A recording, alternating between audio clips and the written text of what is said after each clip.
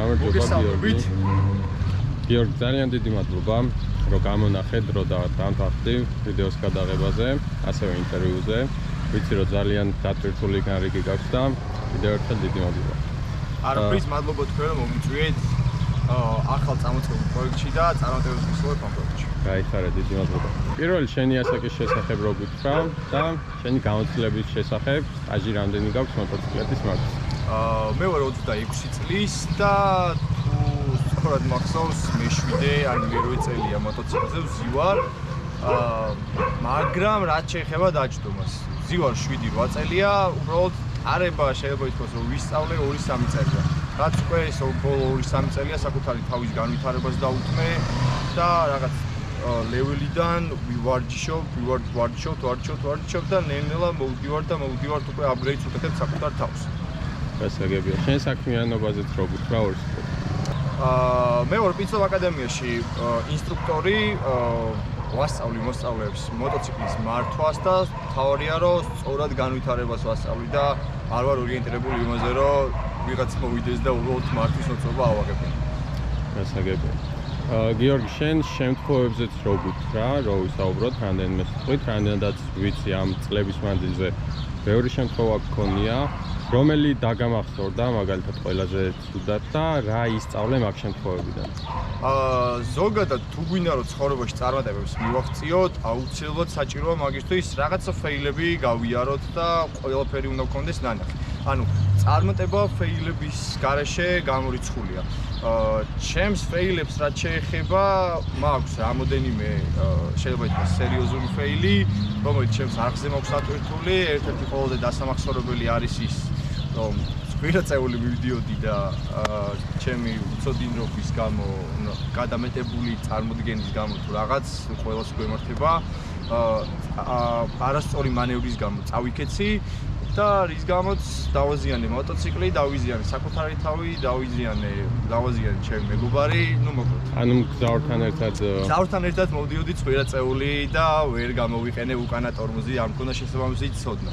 შესაბამისად მეგობრებო, თუ რამეს კარგად არაკეთებთ, მხოლოდ საკუთარი თავი ჩაიგდეს საფრთხეში და არავინ სხვა. გასაგებია. კარგი რჩევა მინდა გითხრა სხვაგით. დღესდღეობით სპორტი ყავს 616, თუმცა წლების მანძილზე მოძრაობდი სტრიტით და აი მაგაზე რო გითხრა ორი სიტყვით, რომელი არის შენთვის უკეთესი ან რამდენი გადმოსახედიდან? MT-09 მყავდა 2 წელიწად ნახევარი, საკმაოდ დიდი გამოცდილება მივიღე 09-ზე, ძალიან კარგი მოტოციკლეტია ხასიათით. უბრალოდ, როდესაც რაღაც ლეველზე ადიხარ და ვითარდები, იმის იქით უკვე მოტოციკლი განვითარების საშუალებას აღარ გაწვევ. შესაბამისად, მაგიტო დავიწყე ახალ მოტოციკლის ყიდვაზე ფიქრი. ეს როდესაც ვიყიდე, სრულიად დააკმაყოფილა ჩემი მოთხოვნები. დაახლოებით შედარება რო გითხრათ 09-სა და ამას შორის არის ის, რომ კლასის რა თქმა უნდა სხვადასხვა არის. ბევრად უკეთესი ტორმოზი აქვს, ბევრად უკეთესი აჩქარება აქვს. ტექნიკურად ბევრად უკეთესი ტიპია ვიდრე 09 და ჯდომზეც რო გითხრა ორი. ჯდომის პოზიციას რაც შეეხება, მე ჯდომის პოზიცია 09-ის ძალიან მომწონა და ჩემთვის იყო უიდეალურესი. იმიტომ რომ 6 წლის განმავლობაში მყავდა სტრიტები, 09-მდე მყავდა Ninja 650 უკვე სტრიტ ვერსია. აქედან გამომდინარე, იმდენად მიჩვეული ვიყავი სტრიტზე, რომ ვფიქრობდი, რომ გამიჭირდებოდა 616-ის მართვა. მაგრამ როგორც ჩანს, რამოდენიმე დღე დამჭირდა, რომ უბრალოდ მოვურგებოდი მოტოციკლს და ასე შეიძლება ითქვას, რომ უკვე დავძმაკაცდით და დაახლოებით 5000 კილომეტრი გავიარე, რაც ეს შევიძინე და უკვე კარგი ძმაკაცები ვარ და საკმაოდ დამხოლი ძმაკაცი შევიძინე. კარგი, შენ ძმაკაც რამდენად ურჩევდი დამწყებ რაიდერებს ასე ვთქვათ. ჩემი მაგალითს მოგიყვანთ ეხლა. ზუსტად 7 წელია მოტოციკლზე ვზივარ თუ 8 წელი, წერან აღვნიშნე და ეხლა გადავწყვიტე რომ მეყიდა სპორტი. ანუ სპორტი არის ბევრად ჰაი ლეველი, ბევრად სხვა ტიპის მოტოციკლი ვიდრე სტრიტი. მოდი იმაზე შევთანხმდეთ, რომ ყველა მოტოციკლს თავისი დანიშნულება აქვს. არის სტრიტი, რომელიც უნდა გამოვიყენოთ ქალაქში და იმას არ უნდა მოუთხოვოთ რაღაცა ლეველის, რაღაც სალტოების გაკეთება. სტრიტი არის ქალაქი, სპორტი არის სპორტის, უნდა წავიდეთ ტრეკზე, უნდა განოვითაროთ საკუთარი თავი, დავიხარჯოთ ბოლომდე. შესაბამისად, მაგიტო ვიყიდე ეს მოტოციკლი, რომ ტრეკზეც მეცადა რეალურად ამ ბაიკის ყიდვის მიზეზი იყო ის, რომ სტანტად უნდა გადავაწყო, უბრალოდ სტანტად გადაწყობა ცოტა რამოდენიმე თვით გადავწიე, უბრალოდ ეხლა ტრეკზე გავდივარ, მონაწილეობას ვიღებ პირველ ეტაპზე, მონაწილეობა მივიღე, მეორე ეტაპი ეხლა 10 სექტემბერს გვიწევს და ვცდილობ, რომ ფეხი აუდგა უკვე და დავიხმარო თვითონ მოტოფედერაციას, რომ ბევრი იყოს მონაწილე და მეც მონაწილეობას ვიღებ და შენ თვლელი შეგაკასე რომ თავისთავად. კარგი გიორგი, შენი მაქსიმალური სიჩქარე რობით რა? რამდენით გივლია მოტოციკლებით და რა შეგრძნებები აქვს? აი ეგეთ პროგრამამ. მაქსიმალური სიჩქარეც რაც შეეხება. მიუხედავად იმისა, რომ 600-იანი სპორტ ბაიკი მყავს, საერთოდ არ ვარ იმაზე ორიენტირებული, რომ top speed-ები თვიარო და წეროვანზე გავიდე და მოდი ბიჭებო გაგასწროთ, ანუ არა, ვაფშე, ჩემთვის საერთოდ სხვა რაღაცა სპორტ ბაიკი რა, თუნდაც მოტოციკლი, ანუ საერთოდ არ მჭირდება top speed-ების გამოყენება, ჩემთვის მოტოციკლს მე ვთხოვ მანევრს და მანევრს თუ არ მაყოფილებ, ჩემთვის სრულიად საკმარისი, რაც შეეხება top speed-ს.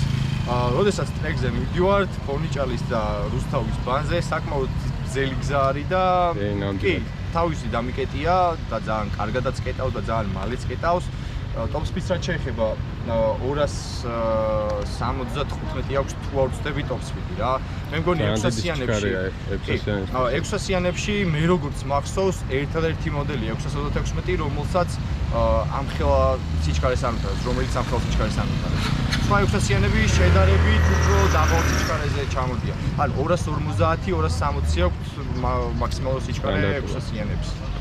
შენი საყვარელი ბრენდი რო გითხრა და მოდელი? ლადოს არ მოეწონება ეს ხმა. ჩემი საყვარელი ბრენდი არის Yamaha, ვიცი რომ ლადოს არ მოეწონება ეს პასუხი. ლადო მოკითხო აქედან. მოკითხო ლადოს. ხო. Yamaha რატო? არ ვიცი, ალბათ 09 იმდენად შემაყვარა თვითონ Yamaha-ს ბრენდი, რომ დიდ პატივისცემას იმსახურებს ჩემგან Yamaha. შემდეგ ბაიკად რას ფიქრობ?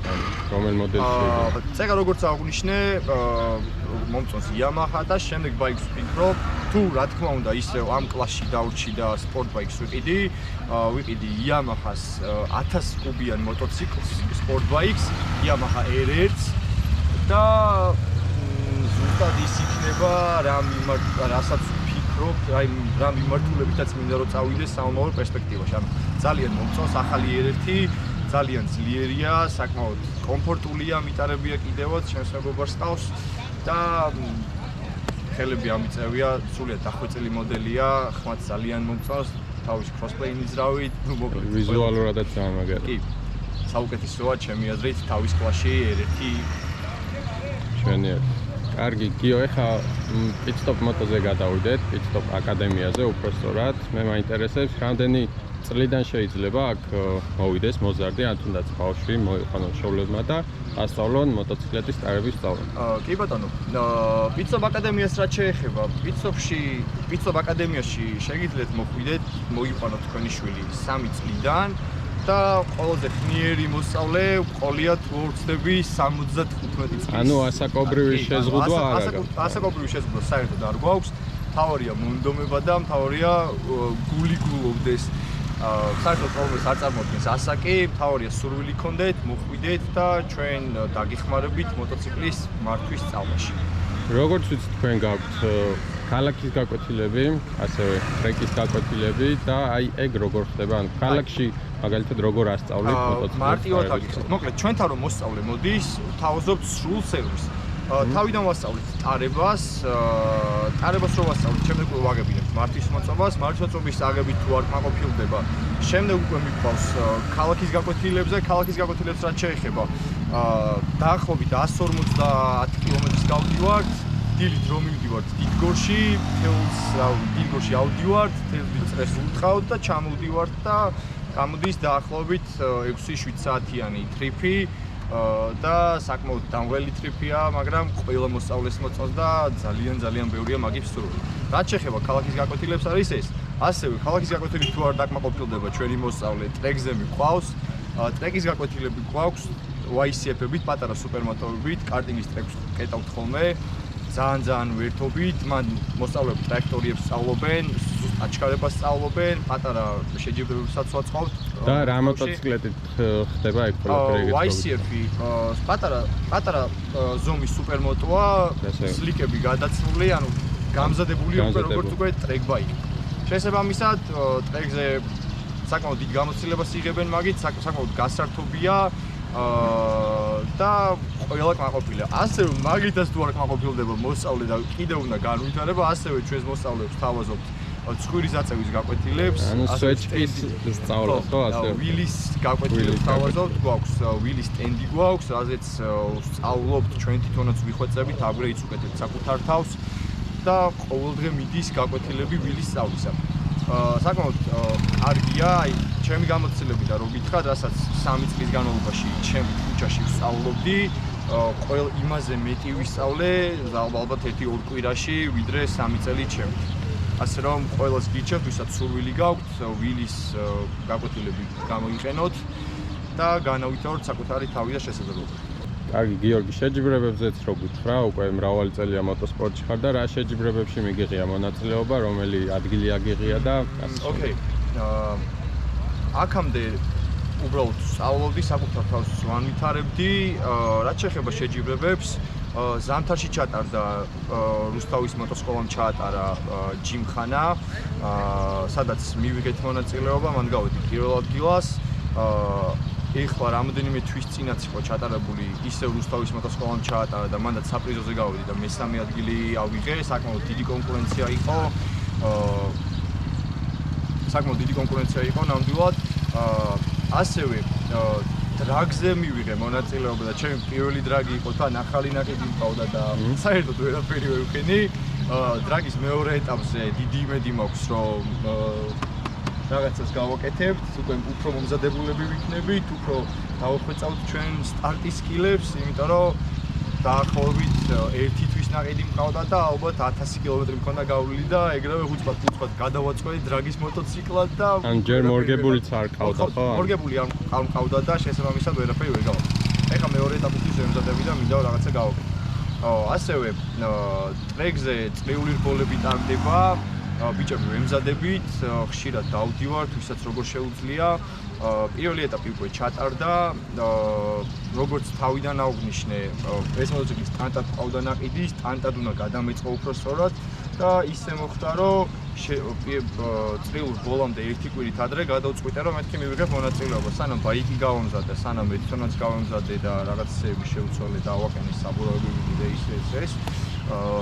ზუსტად შეჯიბრებამდე 1 დღით ადრე მომიწია ტრეკზე მისვლა და ვარჯიში და 1 დღის ვარჯიშით მე მგონი საკმაოდ კარგი დრო დავწერე, წუთი 59-ში ვიარე. ძალიან მაგარი დრო. მადლობა, წუთი 59-ში ვიარე და გავედი მე-4 ადგილზე, როცა მე-7 მე-8 ადგილზე ვარაუდობდი და მეც გამიკვირდა. აი ძალიან მაგარი შედეგია უნდა. მეც ისე მომეწონა ტრეკზე სიარული, რომ ზუსტად მაგან გამოიწვია სტანტის პროექტის ცოტა საომაო პერსპექტივაში გადაწევა. დარწმუნებული ვარ შემდეგი ეტაპი, შემდეგ ეტაპზე უკეთეს დროს აჩვენებ და მეორე ეტაპი მინდა რომ საპრიზო ადგილით დავაფინიშო და წარმატებას გისურვებ. ძალიან დიდი მადლობა. კარგი, გიორგი, დიდი მადლობა კიდევ ერთხელ, რომ გამონახე დრო და რა ვიცი, წარმატებებს გისურვებ. მადლობა შენ, რომ მომიწვე კიდევ ერთხელ ამ პროექტში, წარმატებებს გისურვებ შენ. პირველ რიგში განავითარე საკუთარი თავი, განავითარე საკუთარი შესაძლებლობები და მაქსიმალურად ინსტინქტის დონეზე დაიყვანე მოტოციკლის მართვა, რომ იარო უსაფრთხოდ და მაქსიმალური სიამოვნება მიიღო მოტოციკლის. გაიხარე, მადლობა. მშვიდობიან რაიც გისურვებ. მშვიდობიანი შენ და მშვიდობიან რაიც უსურვებ ყველას. კარგად. აბა, კარგად.